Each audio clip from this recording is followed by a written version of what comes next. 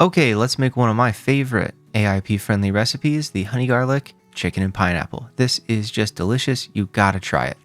So first thing that we do is cut up some dark meat chicken. I used a couple legs, a couple thighs, and then I had a couple wings from breaking down the chicken, so I threw those in there as well to make sure they're good and salt and peppered. And then in our Dutch oven that is heating up, we want to put some olive oil in there, just enough to really cover the bottom.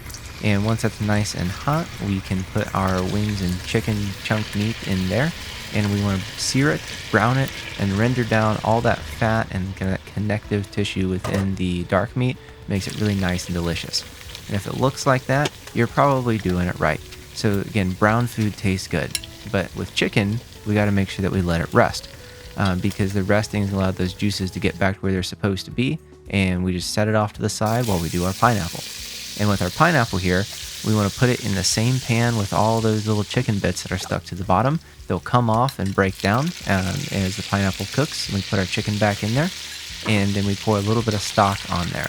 And what we're doing is it's something called braising, or we're cooking it in a liquid, and we want to season that as well with some thyme, rosemary, and oregano.